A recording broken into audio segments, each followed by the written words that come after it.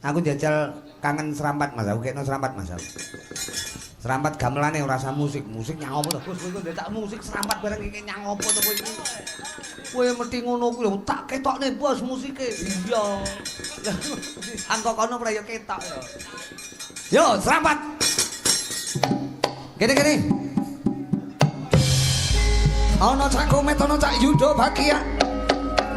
Soan Mbah Lurah Joni utawa Mas Joni.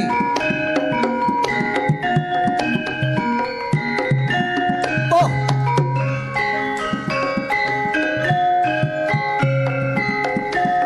Soan Tepung, Soan Pak Joni Haryanti dan warga masyarakat ya yo.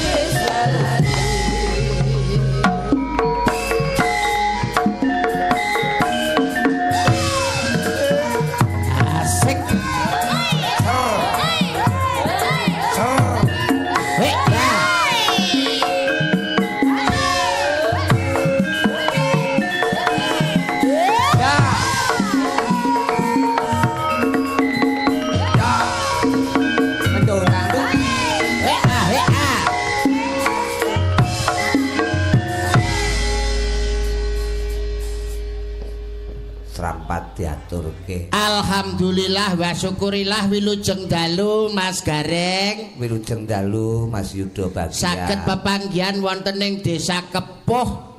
Luar biasa masyarakat dalu punika tumplek-blek. Betul. Dalam rangka bersih desa. Bener. Ngresiki jiwane lahir lan batine supaya ora ana suker sakit. Adoh saka memala, adoh saka sukerta. Caketok ing kawilujengan katentreman lan kabahagiaan Allahumma amin. Hah, hebat.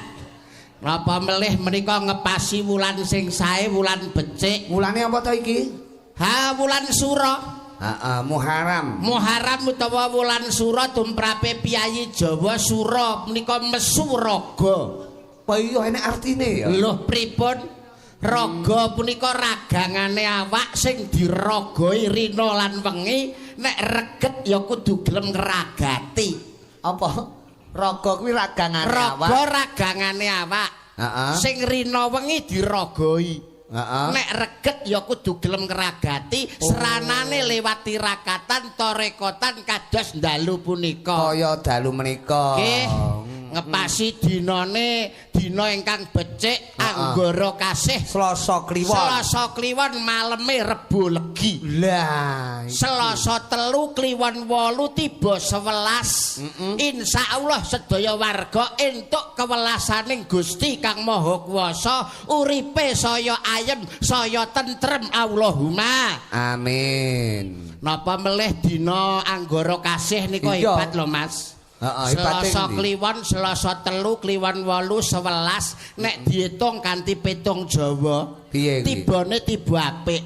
Maksude Sridana lungguh lara pati, Sridana lungguh lara pati, Sri. Tiba Sri. Rezekine melimpah. Sri menika dewane pangan, Sri dewane rejeki. Insyaallah kabeh warga masyarakat Desa Kepuh sing petani panenane saya melimpah Allahumma. Amin. Sing pedagang saya laris Allahumma.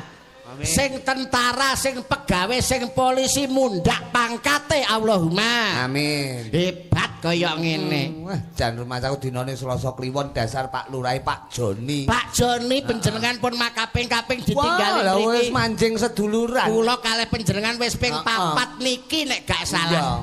Saged kepanggih kalian iki nyapa riwariwi ae. Wirawiri nyang apa? Jenengan omong-omongane ra kemeng ngono kuwi. Paling tidak lek aku iki wong ki lek petuk ki wajibe omong-omongan. Petuk ketemu karo Mas Suwe ora ketemu lho iki. Wajibe ngobrol omong-omongan kok ganggu wong omong-omongan. Ya maksude iki aku yo melok ning kene ya paling tidak dijak omong ya ta Mat ngono kaya ya. Oh karepmu pengen dijak omong. Pengen omong. Oh pancen saestu lho Mas Rudi.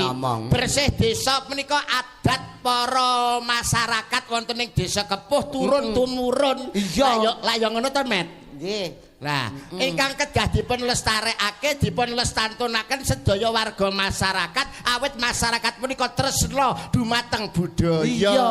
Ya ngono to, Met? Lah, milanipun saking punika kompake masyarakat, pejabat lan perangkat desa. Kangge contoh. Kangge contoh warga desa-desa liyane. Ya ngono to, Met? Mbuh. Yang apa to kuwi? Kok nesu? Jak omong-omongan nesu, ra jak jarine kok omongan nakoni mau. Ya rada akeh ngono lho Mas. Aku dianggep ra iso omong ngono. Oleh nakoni rada akeh. Sing akeh do. Bersih desa saestu hebat luar biasa. Apa to Mas Komet bersih desa kuwi ateges sedekah bumi. Sedekah bumi iki kabeh warga masyarakate nindakake tasakuran ana ngersane Gusti Kang Maha Kuwasa. Gusti Allah Subhanahu wa taala tasakuran kuwi penting banget lho Mas Komet. Lah ya ngono to Met. Sedekah latim. Jare kon sing akeh. Maksud sing akeh ra ngono ya omongan kaya sampean karo Pak Rudi lho. Ya nek omong ya entar ngomong kok seneng. Wis ora omong-omongan. Rusuhi. Do. Nggih. Awake dhewe kanca. Betul. Sesama seniman harus saling menghargai. Komet pengen ngomong. Leres kula kalih panjenengan mendel. Duh ngowe inggen, ngowe inggen. Kayak inggon. Ayo Ayo. Jangan ngomong. Ngeten. Ayo ta. Pengertian Iya. Pak Rudi menika. Wis omong. Pripun Pak Pawartos? Diwe inggon anu ya do. Nggih, kesempatan. Ben ngomong. Ben karena ngetokke ora ndarani bisu. Lah, mosok Layang ado-ado kok dagelan bisu. Ada kok bojonegoro ndarani bisu lah ya. Pak Joni ngawontenaken pirsa. Wong iki ning Piantun Kepuh ki wong belajar kabeh. Pak Do. Masyarakat hebat to. Nggo ngriki lah, nggo. Nyang apa Piye to? Kersane cedhak kalih menika, Pak. Kok nesu meneh kowe iki nesu. Omong aku. Kok gak omong ki lho kuwi. Lah aku omong-omong kuno omong-omongan dhewe. Lho, lah jarene njaluk sing omong. Maksudnya aku menang, Mas Rudi menang. Yo, maksudnya ngewenggen kowe kabeh meneng kowe omong. maksudnya sahur manuk. Wong telu kok. Oh sahur manuk. Oh sahur manuk. Iya iya. Oh ben enek anu ta, ben enek sahur-sahuran. Chemistry-ne. Sahur manuk Malam yang sangat luar biasa tentunya Pak. Kok wonten teng Desa Kepuh punika kok ingkang dalu punika ngawontenaken nggih menika kok nggih. Mugi-mugi sedaya kok ingkang sampun ya ampun Piye to Met? salah terus kok gak enek bener. Aku karo Yuda ki wis per lho. maksudnya go ngono nek kancane ngomong Oh, jaluk digongi. Digongi awake dhewe ora paham iki piye to? Masyarakat ben pirsa nek Mas Komet niku seorang budayawan, seorang seniman. Jaluk digongi. Oke. Oke. Iya. tanggapan bolak-balik kok ora paham. Lah omongi kok.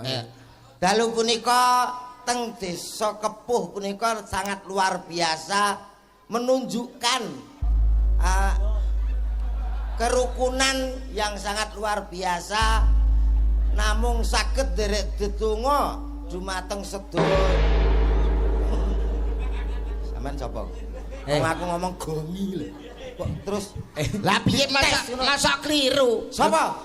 Awake lemu, jane ganteng jane. Lah tapi. Tas-tas ra sopan enek ingsun ngomong kuwi. Lah. Pangkatmu ki apa kok ingsun ki lho Wong kaya. bocah rupane kaya nyambik kok iso ingsun. Wong ki muni ingsun ki dijumbuhne karo prejengane. Nek Mas Rudi karo aku pantes, paling ora aku Yuda. Yuki Rahayuda kuwi Widodo. Rudi Ru kuwi Barudi itu dimanapun selalu update. Komet alah ko kuwi KO, met kuwi mencret. Tapi kan wis mari. Wis mari mencret tok iso. Mulane awake dhewe nang kene iki ora usah kok padha tukaran, ora usah kok padha gegeran. Sing penting donga kanggo warga masyarakat kepuh, masyarakate sing ayem tentrem ki patut dicontoh daerah liyane. Muga-muga dengan kerukunan dan ketentraman ini bisa menimbulkan duweni putra-putri sing hebat, soleh-solehah, anak sing cerdas, anak sing pinter. Allahumma amin. Ngono lho iki lho jenenge dagelan cerdas ki ngono kuwi. Anak cerdas nyapa ndongakno kok pinter. Lho piye to? Ayo ndongakno mugi-mugi sedaya kemawon gadah putra-putri sugih Allahumma. Mugi sedaya ingkang rawuh dados tiyang sugih Allahumma. Oh ngono beres. Iki jenenge cerdas. Nek bocah ki kudu pinter sik, Mas. Sing ngudukno sapa? Ora pinter penting sekolah apa ora? Ya sekolah. Lah sekolah iki ben apa? Ya ben padha karo kanca-kancane ngono. Lho, ya ben pinter to. Sekolah ben pinter. Ora urusan. Anakku ki pinter ya apik, ora pinter apa-apa. Sing penting sekolah padha karo kancane, isuk enek kegiatan adus, seragaman padha karo liyane. Wis ngono. Ora lho. Sampeyan anake ya sekolah to? Sekolah. Disangoni ora? Disangoni. Piro? Ya minimal nek anak SD ki ya 15 tekane 20. Nyang apa kuwi? Mas Rudi Umum anakku sangune 10.000. 10.000 SD. Iya. Lah nek naik ke SMP? Ya tak tambahi 5.000 dadi 15.000. Aduh, dalang kondang kok sangune kur 15 Iki apa to iki? Lah bocah kok anakku 15. Lho, nek SMP, nek 20. Aduh. apa kuwi? Iki umume sakmene lho, Mas. Alah ya dadi sing gak umum. Anakmu sing SD, sekolah sinau sangune pira? Kelas loro SD sangune 5 yuta. Ora entek tak tapuki. Ayo sugih. Kelas loro SD sangune 5 juta. nek gak entek Tak kawaplok. oh alah lele sogunmu ki lorong lunas. Kredit sogun kan saiki rong lunas kok iso nyangoni 5 juta lho. Ngono mbok isa. Wong ki mbok ya berpikir cerdas. Wong apa adanya. Cerdas pripun? Anak kuwi nek pinter ya paling okai enek tetembungan kata mutiara tuntutlah ilmu sampai ke negeri Cina. Lho, Nyun sewu wong aku tekan kepuh nganggo Sherlock kok. Lah tekan Cina iki lho sing tak takoni sapa? Keluarga ya ora duwe teko Cina. Sing dipangan kok entan to. kok entan to. Maksudnya ki anak kuwi nek pinter akhirnya duwe kemauan cita-cita sing luhur, gantungkanlah cita-citamu setinggi langit. Apa enek langit gantungan? Oh kadang cemruwentel ngono. Tegese duweni latar belakang pendidikan kuwi lho, latar belakang pendidikan. Di mana-mana namanya latar itu mesti depan. Latar kok belakang iki jane mburitan. Latar di depan Pak Do. Lek ngomong ki dipikir. Piye to? Omong ambek sarjana kok kaya ngene iki. Oh iya. Aku kan sarjana sepok. Sing tak karepne latar belakang ya Mas ya. Maksudnya latar belakang iku nek duweni kemampuan, duweni skill. Iya duwe. Skill. Lha iki tengen iki kiwa. Lengkap. Kuwi skill goblok. Skill kuwi kepandaian ki lho akhirnya bisa memanajemen uang jadi keluar masuknya uang. Iki jelas. Ya kok iso keluar masuk gitu. Masuk sik lagi keluar. Wong masuk urung kok keluar lho piye? Ya ora iso no aku. Kualik ngono to Mas. Nah iya masuk sik lagi keluar. Komet kok angel menjak omong-omongan bocah. Ora angel kok. Iki jane sing bener. Memanajemen uang dengan bekerja keras. Lah. Ini yang penting. Keras dulu baru bekerja. Ora kok kerja dulu baru keras. Sing bener Keras dulu baru bekerja. Jorok iki cah iki jorok pikirane iki. Ora seneng aku omong-omongan ngono kuwi. Kok jorok piye? Lah keras dulu baru bekerja ya apa maksudnya? Keras ki semangate lagi kerja lho ngono. Dengan kerja keras akhirnya punya uang, pulang perginya bisa gampang. Loh, pergi pulang. Wong lunga urung kok mulih lho. Kok salah terus ta aku. Ya kuwi bahasa sing wis beredar di masyarakat sejak bahasa sing wis kaprah umum. Ning salah harus dibetulkan, bukan pulang pergi ning pergi pulang. Pergi sik umume wong lagi pulang. Lho ngono. Lah iya maksudnya nek dengan pulang pergi dengan mempunyai kemampuan akhirnya kan lho wong kuwi iso duweni penggawean sing akhirnya dadekno wong sugih. Ngono lho Mas. Lah kan isih kerja. Iya kerja. Lah nek wis sugih nyapa kerja? Lho Wis piye ta sugih iki? santai lho ngono. Nek jenenge wong ki kerja sik nglumpukne dhuwit akhirnya sugih. Lah kan isih susah-susah nglumpukne dhuwit. Wong Lah terus wong pinter urung tentu njamin iso sugih. Nek nak sugih mesti penake. Wong iso ngomong sedekah lah. Sedekah ki ora lokak ning tambah kebak. Bener. Iso sedekah kuwi nek duwe sugih utawa luwih. Lah nek dipangan dhewe ra enek kok ape sedekah. Wong iki mikir sing gampang-gampang wae. Jare ngene dengan profesor ini bisa membangun jembatan layang, bisa membangun masjid. Alah ngapusi. Aku tahu masjid kurung dadi tak kelompokno wong pinter-pinter ora dadi. Nanya apa? Wow, malah ora dadi padha bantah-bantah ngomong tok. Heeh. Aku nglumpukno wong sugih-sugih saiki dadi. Ana sing nggawa semen Tapi keramik. dengan pinter, dengan skill kan bisa ngandalke kepinterane to Mas. Contohnya kaya Mas Rudi. Napa? Walaupun panjenengane dadi dalang, kuwi Iya. duwe pakaryan liya. Iya. Contoh kaya aku, Mas yo ketoke aku iki kan dagelan. Iya. Tapi aku kan kuwi kan gak ngerti sejatine aku iki sapa. Napa to, Pak? Aku ki nang omah duwe penggawean pijat refleksi. Pijat Duwe refleksi, Pak. samben. Duwe samben. Oh pijet refleksi. Refleksi mulai ngarep omahku ke tak tulisi plang gowedi panti pijat moro jengat nggonku. Apa kuwi? Apa kuwi? Nggen kula. Kok moro jengat ki apa kuwi? Maksudnya jengat niku waras, sembuh dengan seketika. Moro jengengek. Moro jengengek Gak omong-omong. langsung sehat. Bae buka ngono iku. Buka refleksi, Mas. Segala macam penyakit, Segala macam. penyakitmu apa? Pasrah ning nggonku. Wis gampang-gampang pamane kesleo. Sing tengen apa sing kiwa? Tengen. Langsung sikil tengen candak pijeti nil nil nil nil plurut serut langsung didilat mandi perkara dilatanku mengandung rajah kala cakra Didilat barang. dilat Lho kuwi ilmu kok kuwi. ilmu Mas Goleki angel kok kuwi. Lak kesleo. dilatane iki lho sing penting Mamane- kala cakra Kala cakra. iya Umpamane ngelu. ngelu sirahe to Nggih. langsung sirahe candak cek pijeti nil nil nil nil plurut mak serut didilat Waras. mergo mengandung rajah Kala cakra. lah gila Ngapalno lho kuwi ya. Apal aku. Lah balik ke lara apa neh umpamane hernia.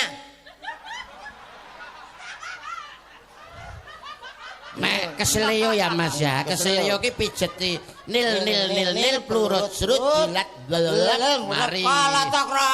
wah kuwi Iya nek lara bathuke nil nil nil nil plurut serut dilat Iya ya kuwi lak ngelu karo kesleo. lah iya Hernia. nek bathuke ya Mas ya nek bathu ki nil nil nil nil plurut serut didilat langsung mari Hernia. Kok tak kala cakra. hernia kuwi lha aku sing gong sinau Lah gak dinil-nil.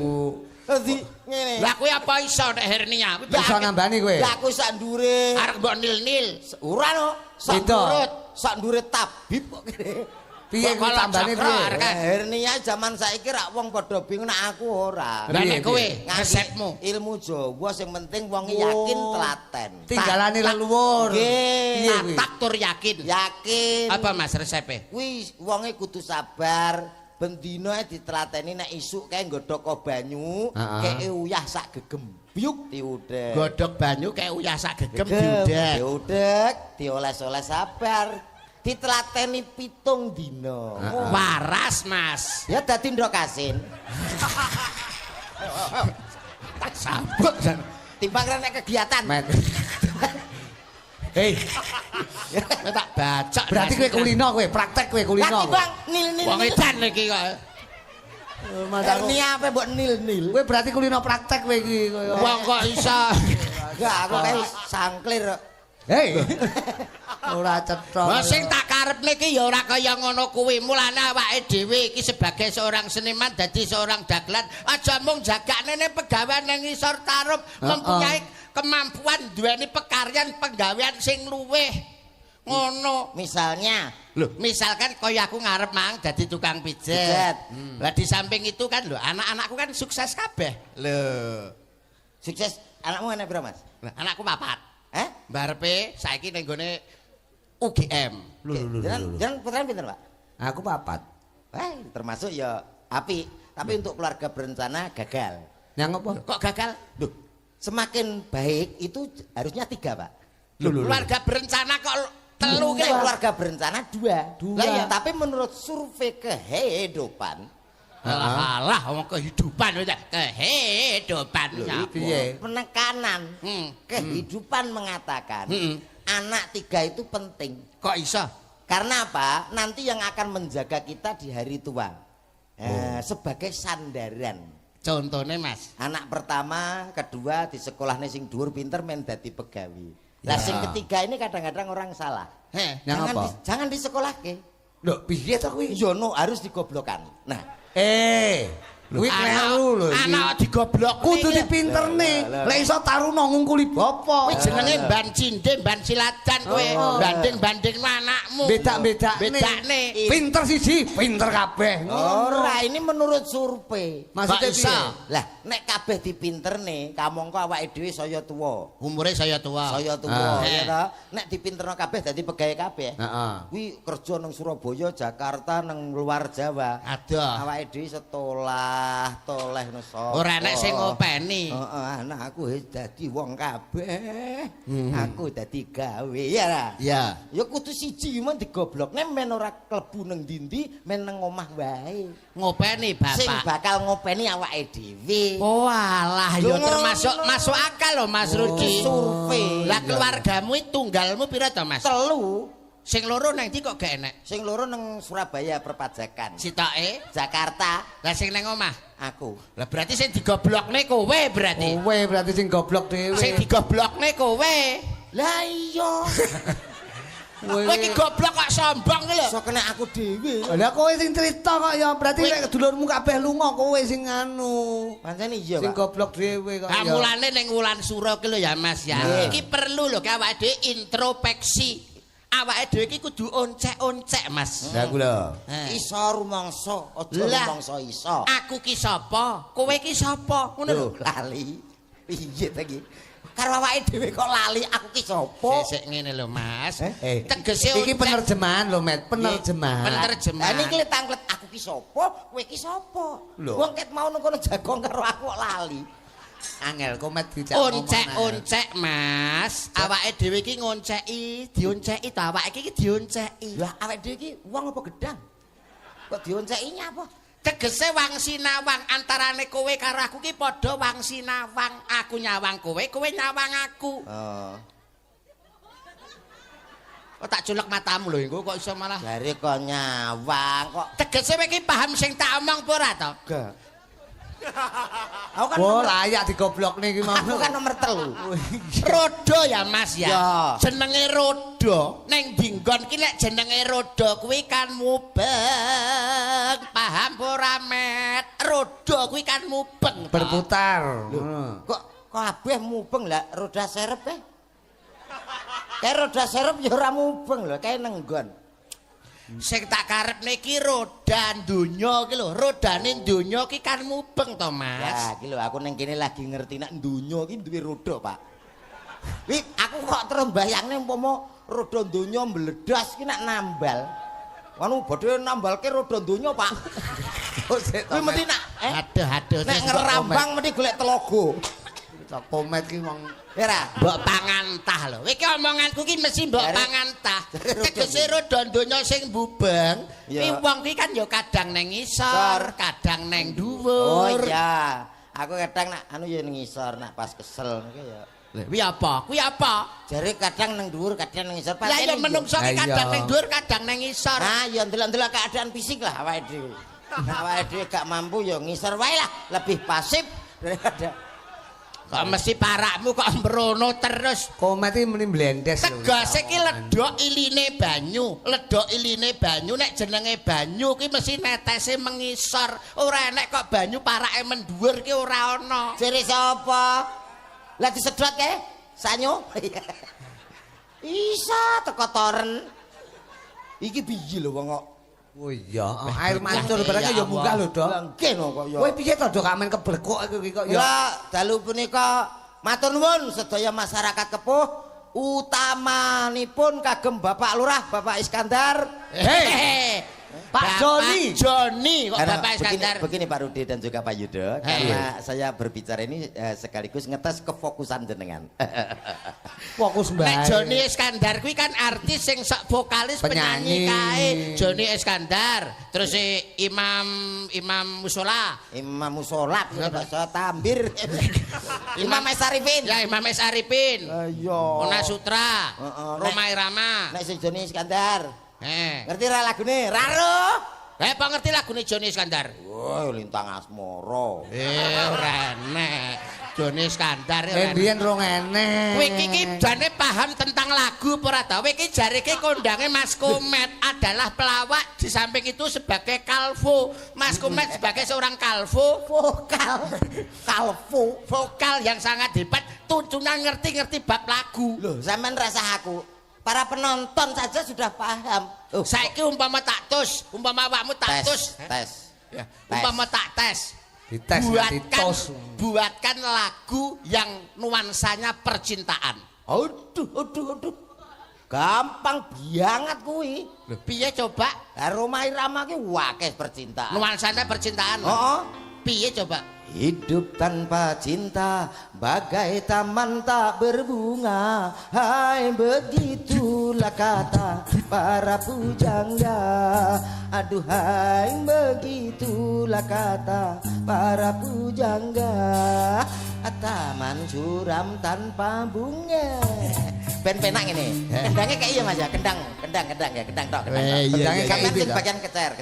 Kendangnya dionekne apa dikekne? Ada didol. Aku bagian apa? Dual. Ya pendadak ngene wong kae lho enak ecek. Aja ora anu kok ya kene Wong nganggo iki ya. Heeh no. Piye ta? Hidup tanpa cinta bagai taman tak berbunga. Hai, begitulah kata para pujangga. Aduhai, begitulah kata para pujangga. Taman suram tanpa bunga.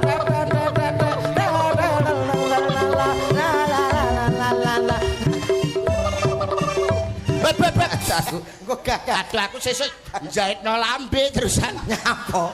Menghibur kali Mulih iso aku ora diceluk yuda malah diceluk gembleh. Oh, takon lagu tentang percintaan. Kuwi nuansa percintaan. Percintaan. Sekarang kalau lagu yang nuansanya nasihat. Nasihat yo ada. Apa njajal? Roma kae? Sing ndi? Yudi. Hehehe. Judi. Oh iya. Judi. Tet. Menjanjikan kemenangan. Judi. Tet. Menjanjikan kekayaan. Bokong. Bokong kuwi. Ya, kuwi lagu yang nuansanya Nasihat. Umpama lagu yang nuansanya sing angel, apa ya? Digawe apa ya? Apa? Lho apa? Apa? Transportasi, kendaraan.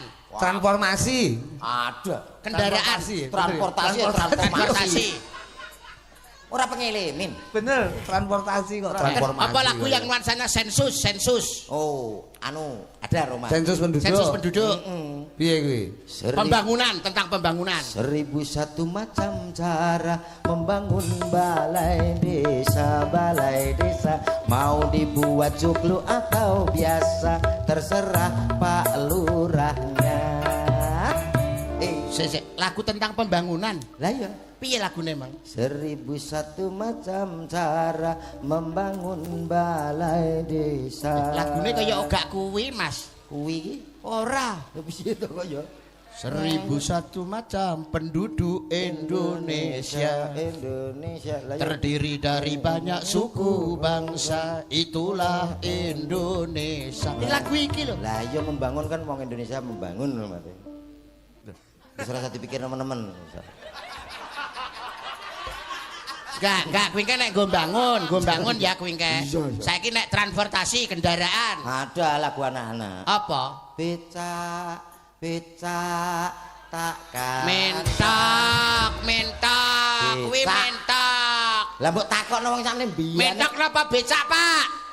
Mentok lho. Becak. Mentok. Ha wis pokoke menroke numpak becak ngono. Malah ra. Kowe iki jenenge ngawur ora jelas kok nek gak iso nyanyi mbok nembang karo Mbak Presiden. Tak goleke kanca. Golek gandengan. Manut. Coba njajal kae Sing pundi? ana Krisnia. Oke. Tak golek Krisnia sik kelingan to, Do. Tesik piyayine ingkang langsing. Nah. Pelatih senam nek mboten salah. Iya lha iku komen mriki danan langsung. Nggih. Pelatih apa? Senam. Pelatih senam termasuk wushu. instruktur fitness. Oh, wah ya iki. Coba njajal kene. Bali. Bali. Bali.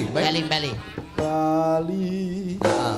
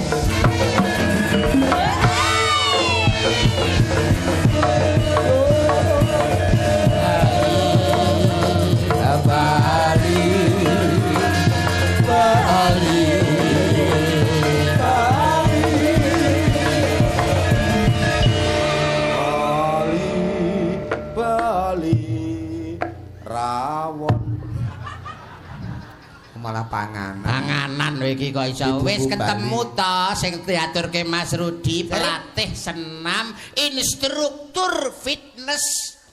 Ya iki. Pelatih senam. Iya. Lho. Nyapa? Mboten. Modele guyune ngono. Wonge Ngenyek. cantik, dasar lencir kuning, dedeke mandorangkung, bangkekane nawon ndas. Nawon kemit. Nawon kemit nek disawang lho mlakune kaya macan wareg. Macan luwe. Kaya Bar mangan kok Mas, bar mangan. Lah nek ngene iki nang omah nek. Nyapa? Mboten. Pelatih fitness aku Mas. Nggih. Pelatih fitness teng pundi, Bude? Teng gym. Hehehe. nang ngendi-ngendi dek. Kok iso budhe iki lho. Kowe iki ora paham to, nek jenenge seorang pelatih fitness kuwi ning diae celukane ses. Iki nek idumu lho. Ses iso Paham ora? Ses. anu ses ngapunten nggih. Pelatih senam nggih. Iya. Sehat nggih. Sehat. Carane umpama ngelu ngoten iki piye? Ya dinil-nil. Ini kayak mau dilep mau. Iki apa yen duwe kala cakra? Enggak, iki ora didilat lek Krisnia. Lah niki digecek. Dadi pemain nil ditungkak. Tok. Nil kowe lara Wah, ndas to. lah kok Jajal kok piye? Jare mau. Jajal kok piye lara sirah kok kowe? Lah kok nek pas Mau lho. hernia ya game over no. Nil.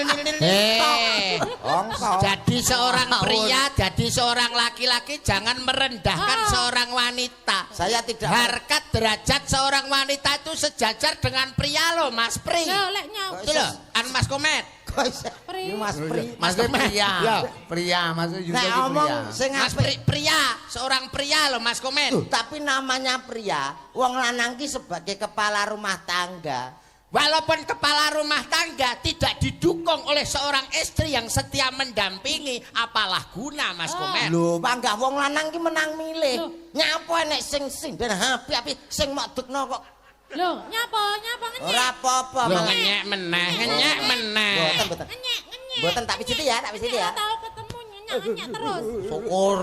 Menjatuhkan harkat dan martabat seorang wanita di depan umum publik akhirnya paham malu toh harga diri bisa jatuh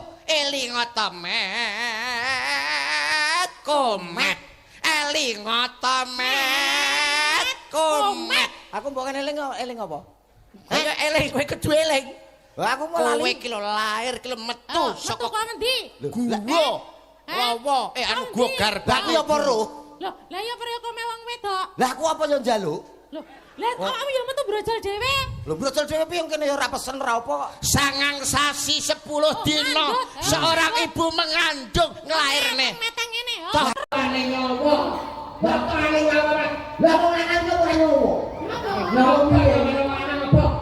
Sunat.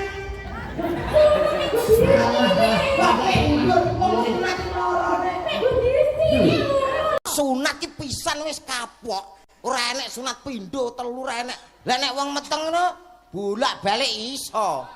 Kene aku wis. Lho ya ta sayang. Dek selalu ngenyek, Dek. Merendahkan kowe. Ora merendahkan iki Elingo realitas. to, Met. Ini itu eranya 2026 loh, Met. Seorang wanita harus dijunjung tinggi. Karena apa? Karena apa? Apa? Sekarang banyak jalan-jalan di kota-kota besar itu menggunakan jalan-jalan seorang wanita. Nama wanita. Rung ana kupingmu.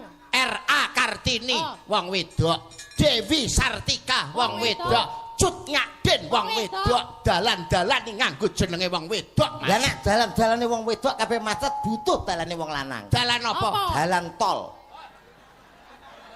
Ayo. Kuwi dalane wong lanang ta kuwi? Dalane wong lanang, Pak. Iki nek wedok ora iso liwat kono. Jalan wong lanang jalan apa? Jalan tol.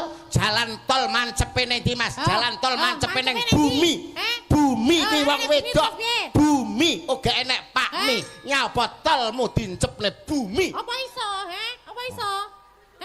Apa iso, he? Wong gawe graji lho. Plak-plek kek. Lah ora nek Lah salahe bumimu gelem dincepi tolku. Loh, salah. Iki. normal ya. Ah. Lah pancen wis lumrah to nek bumi iki dincepi tol wis umum to. Lah iya. Aja salah-salahan, paling tidak ketemu dengan wanita secantik Rukun, ini. rukun. Sing nyalano sapa? Aku rak ngomong. Pilihan oke nyapung ngono. Loh, nyapa? Ngenyek Ora neh. Cantik ora? Ayo. Cantik. Aku cantik ora? Cantik. Tenan? Iya. Nyapa kok modele kok mlengas-lengos ngene? Wong langsinge kaya kene lho. Aku nak ngene iki nggo apa ya? Gak ada tantangan nak kamu kan ada ya ra. Apa tantangan? Kuwi njajal anu, Lebih sulit lah. njajal Met. Ya. Upama anu nembang duet karo iki apa karo Mbak Kris iki. Apa iso kowe merayu apa iso? Kowe ben ora menghina terus. Lilih, sekali lilih. tempo ngalembono. Lek Rogon atine iki lho rogon. Rayunan ngono lho. oh, tak rokok aku ditapuk Lha iya no kaya Tegese iki ngrogoh supaya iki kelilih. Luluh atine. sing dirogoh ki rasane. Sing Lah aku aku panggah iso nyanyi lah iki. apa? Lho, ngenyek. Nyek. Iso. Nyek sampean iso? Ayo Mas, C Mas C. Weh, C, mlayune nanti C iki. Wok. Wah. Cek mlayune ning apa? Mana kakimu? Tangan. Tangan nguasane ngene iki apik kok. Angitku wis umum ngono. C tak pira. Sering andai kau tahu aku mencintaimu di dalam hatiku telah terukir indah namamu andai ku tahu di pinggir kali ku tahu malah kene terima hei lagu romantis nyapa nang kali Lah piye to Lah lagune mau aku lho Lah sampean. lagumu ngono kok ya. salah anu lagu kaya aku lho cene sak pira macene tadi. saya sak mono mau hendak Nima tadi Mas kesayangan Ngono, Met. kaya ngene rasane ati iki. Ayo. Ganggu kowe. Nyalai aku. Aku pas nyanyi aku srarararat ngono. ora Pak Nek pas nyanyi mesra-mesra, lah kok wis saka kaduan kowe mrene srarararat. ora aku Ngece sampean ngece. Ngece kowe. Mesti kowe iki. Ha. ora ngono Ngece. aja Ngece sampean. oh masalah aja ngono to aja ngene blangkon wis ra enak Nek wong mesra-mesra lah kok srarararat ngono. kepuhi wingit bahaya Nyapa? Kok iso? aja ngomong Apa? sinden nek sing malih nok mburi apa Ngenyek. iki apa to ora Iki lho. monggo Gede Ora cetha. Nembang. Coba kowe gentik Wis ora njajal. sanggup Sapa ora kok kowe? apa Lah aku pas nyanyi, Mbak. Rarararat ngono kok. Ganggu kowe iki ganggu Ganggu. kowe ya. Wale. Met. Oh, Met. Sing mau untir ki ndasmu Lah, aja sik. blangkone. Kudune ngono. Ayo coba ntar. Yo. Tahun terne ya. Sebelah lagu. Langsung nyanyi ya? Iya no. Nanya lho, Pak. Aja melu lho, engko melok. Asaku. Dalah ora ono Terus asirku wong yo kene suluk ya bebas ngumbangi ya. kumbangan kok jenenge. Lah aku tahu ya limbukan karo dalang sapa ngono kae. Heeh. Nyanyi ki buek dhek kuwi ketutupan kuwi kok. Limbukan. Lah yo kuwi yo hiburan kok. Apa? Apa kuwi? Arek aku to. Ya disiarne ta. Yu. Ki innalillahi. Hei. Dongane aku mati. Iya ta. Tak wah, usane kok. Mati lho sampean ki. Aku lho sing meger-meger koyo ngene. Mbok demetak kok kerasa ya. Ditapuk kok iso. Ditapuk. Iya. Ya. Oke, spesial untuk masyarakat semua desa Kebo. Ada si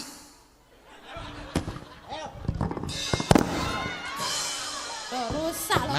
Mas. Iki acara wayang ora pencak dor. umbar-umbarne plak-plak kae. Lah sampean ki lho. Aja kok sampean dalangi sisan. Lho, maksudnya kan piye? Kan piye? Temu piye?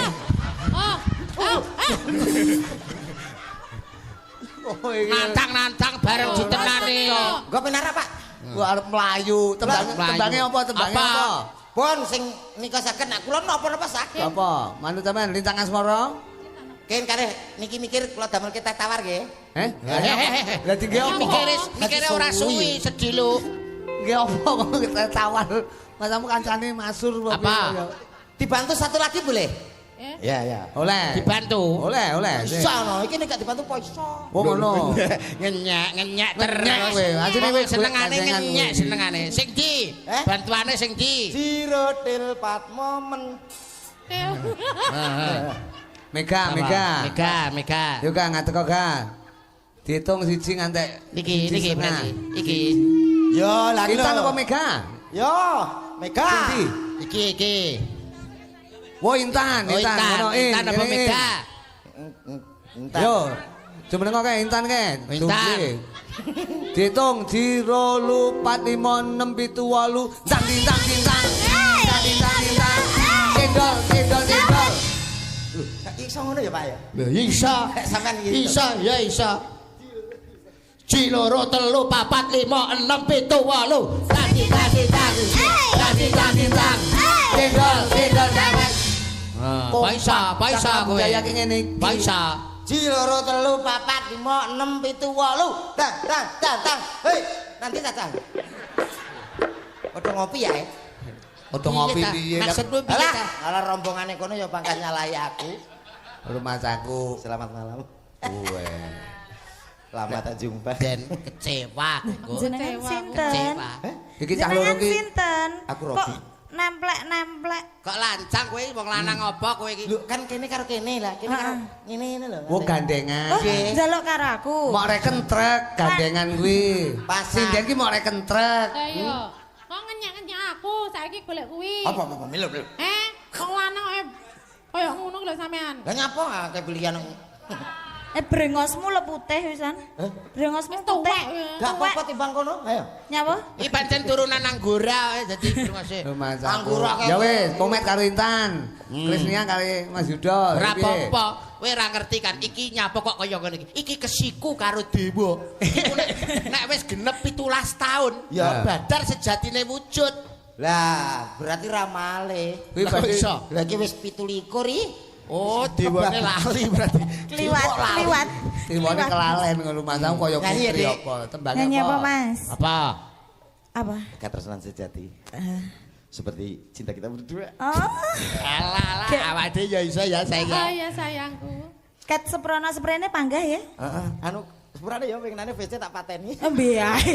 Lah, alah. HP ku le Oh, rusak. iki kemoncosen.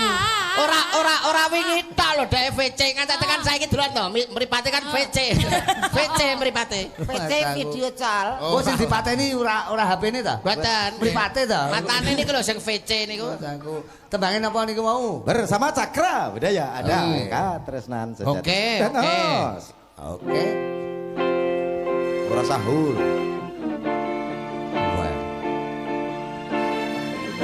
Komet tetangane Wileh.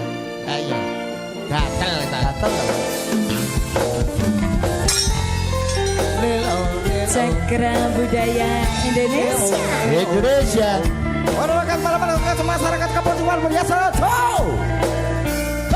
Iya rayu tresno suci Maria rayu. Apik Hebat. Tembang ki lek wong loro kan duet. Betul. Nek wong papat ngene apa jenenge? Kuartet. Kuartet. Nek niki mencret. Jadi Rumah saku. Komet.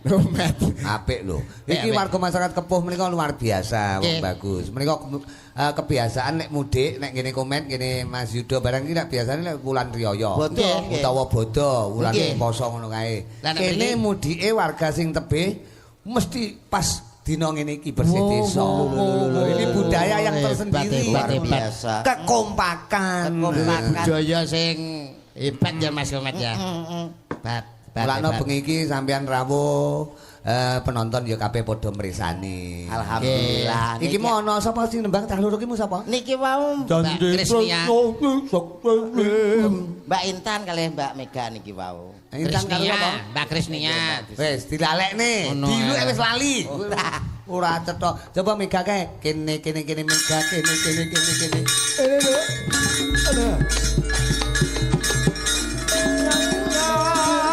Dari balung rondong ning kalopo. Rumasaku ora nganggo manuhara.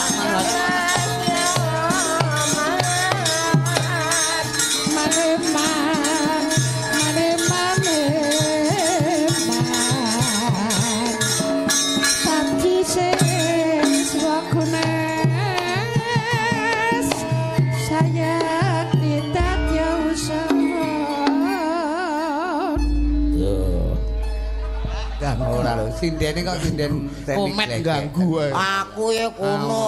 Kowe lah pas terakhir kene ku Mbak Sogok aku tak ngono. Iki mau tilus sawetara nganggo srempekan ngene iki. Nggih. Nyatane nyinden ya apik lho. Loh, pripun? Yuda genahi saka men piye? Iya, Mas. Piye nek nyinden piye? Cilik yo pas, gede yo pas. Enggak yo Gur, yo Mas beda. Masaku Ora jelas awake dhewe ketemu karo Mbak Mega ki lho kaya kejugrukan Gunung Sari keloberan Segara Madu to. Lah wong ayune kaya ngene umpama jejer karo kowe kan ya lho.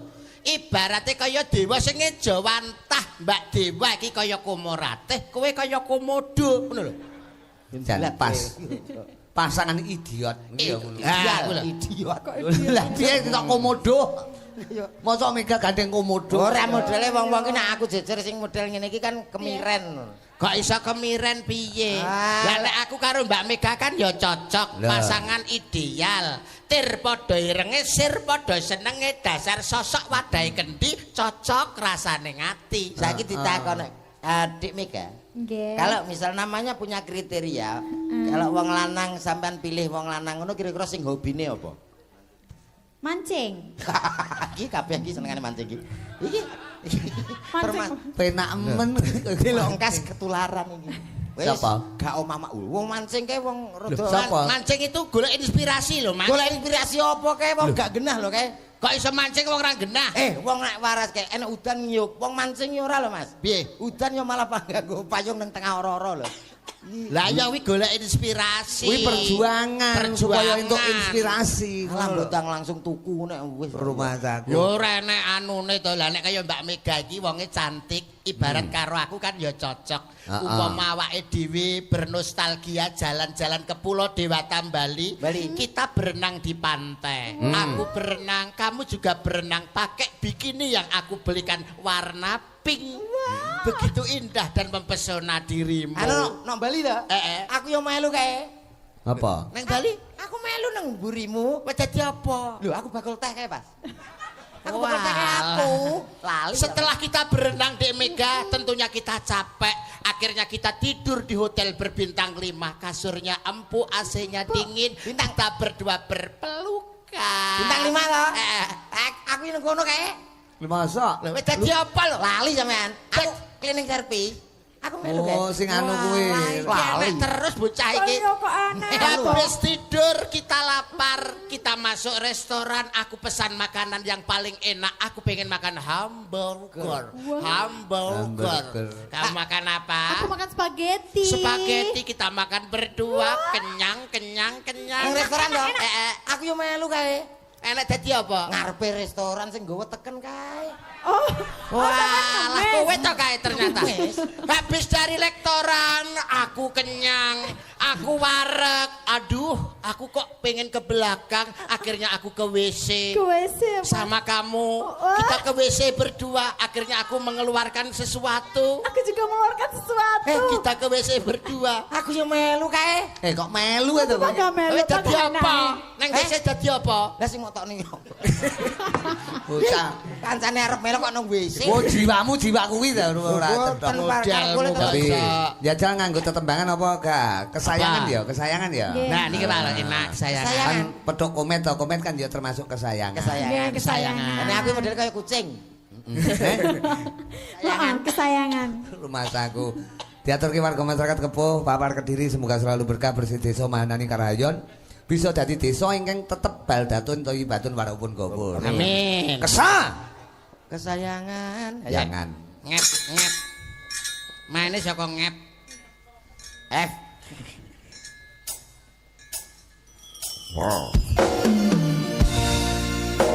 Masih bersama Santika Indonesia Cakra Budaya.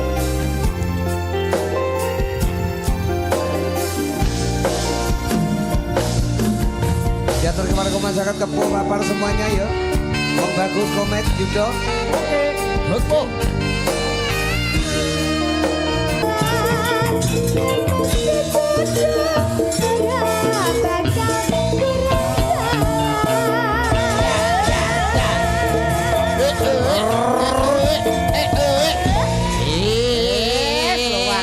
Luar biasa. Wonge ayu, suarane apik. Tegane klopo ijo, bejane sing ditegan. Sing duwe bojo, sing duwe degan.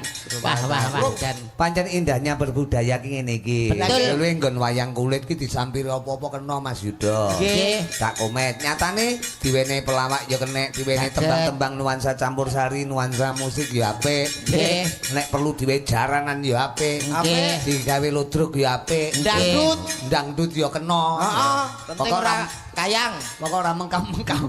kawat sampiran ibaratnya disampiri apa wae kena. Ning kudu dipaske karo adat kabudayaan. Kebudayaan, Kabudayane awake betul. dhewe. Leres, Adat leres. ketimuran, ketimuran. Ibu, pilo, timo, kejes.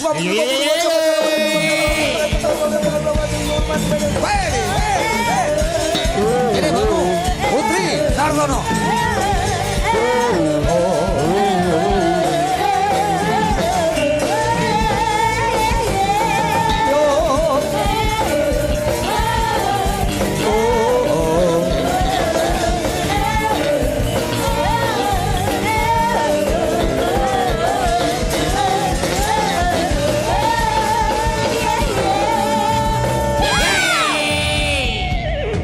Mbak Putri Sartono, putri iki tegese pupune tansah dipepetri, mulane ngalor ngidul nggawa nyamping jarik nganggo kebaya, pupune tansah dipepetri. Sartono kuwi sarta ana, endi wae dalange ngasta mesti ana. Iki lho Mas. Aja macem-macem lho koyo lirak-lirik karo Mbak Putri. Lho, mripatmu tak julek lho, matamu tak julek lho. Mataku treyo ngene kok. Loh, melilik, melilik. Lirak-lirik karo Mbak Putri. Lah nek lirik-liriknya apa? Ora oleh. Lho, Mas. Ora kok kaya ngono. Kowe iki kan kudu ngerti Mbak Putri ki sapa, Mas Rudi ki sapa. Lah sapa kono dalang kene sinden? Ya ra. Tegese kuwi Kak di dalam suatu panggung, tapi dalam kehidupan sehari-hari ini keluarga. Lah iki ning keluarga apa ning tanggapan? Iki tanggapan, semua milik umum, sapa wae iso nganggo. Berarti Mbak Putri ki termasuk Umum. Wah, umum. Cara montor. Ya kok wape iso di ngumpaki. Plat kuning. Plat kuning ngono. Balenono, balik rene. Maksudnya, anu, omong Jelas lo omonganmu jelas lo. Kula mboten melu-melu lho. Ora pati paham to, Dok. Nggih, ora paham. Karo seni berkesenian berpanggung ki ana ora pati paham. Tulung lenggah kene wong. Tulung lenggah. Berarti ngomong kali kula. Iya pengen cerita, pengen tulang kok ilmu. Sapet jagong. Kene lenggah. Kula repot. Lungguh kene. Hah, ora urung ya tok. Mas aku ora kadung tak siapi kok ya. Rumah aku ngatur tetembangan mumpung mriko mapan wonten kepuh pabar. Kene iki ben taun mesti ngenekke pagelaran, Mas. Leres. Dadi piyantun kene iki berbudaya terus nguri-uri adat kabudayan wayang kulit. Wayang kan ora mung bengi tok, awan barang. Awan ki Mesti wayang. dari dulu sampai sekarang wayange awan bengi. Oh, berarti ini siang wayang ruwet. Ruwet piye to? Wayang ruwat. Ora, ya wayang. Ya kan wayang kulit biasa. Wayang biasa. Oh, Lah rencana sing diruwat kowe, ngono lho. Mas Kumet niku nggih dalang wayang kulit. kala cek doyan aku. Mas aku. Oh iya. Kacang. Tembangnya apa, Putri? Kari cerita mawon. Kari cerita. Hari Oh, cerita. untuk Karyane komen. sinten niku? Kok nelongso. Karyanipun sinten? Karyane duka atau karyane sinten? Mas aku. Karya aku. Karyane Komen. sampean to, Mas? Nggih niku. Oh, lagune sing piye lho, Mas? Anu, Met. Lagune sing piye? Tenenenet, tenenenet. Lah lah, kayak kuwi- support. Kuwi spot final Kadim mau ngono lho. Niku Final sinom final konden. Anu Siarno Met. Ngomong Siarno, suara- Siarno. Komen kan suarane sorno-orno. Nggih. Sosok iso kaya Roma Irama, sosok iso kaya Ebit G Ade, Ebit G Ade. sosok iso kaya Truwok. Lho, Nggih. reno Truwok suarane. bareng. Yo, kilo. Kok yo kilo. Kita sambut bersama Cakra Budaya ada Putri Sartono, cantiknya Indonesia. Dados. Apa kayak mau? Lah apa kok iso? Apa abi itu gak ngrungokne? Titip kangen. Kangen biae. Lagune iki kaya anu Met, iki ora kok tabu ya, padha arep bayaramu bengi iki. Oh, nih. Kari cerita. Oh, kari cerita. Peranku mah iki kari cerita. Kari cerita kowe mekan. Kok kari cerita piye to? Kok arene keterangan popo. Aku karo Yudo cerita gombal kok. Yo lagune Kari cerita. Mangga sotone medal, mangga. Terima kasih. Panitia guys. Teriak-teriak. Yo. Untuk masyarakat Kepo. Buat Pak Lurah, warga masyarakat berkah selalu, sukses selalu. Kepo punya. Halo, sikile wis dek. Urip piara. Urip piara. Wah.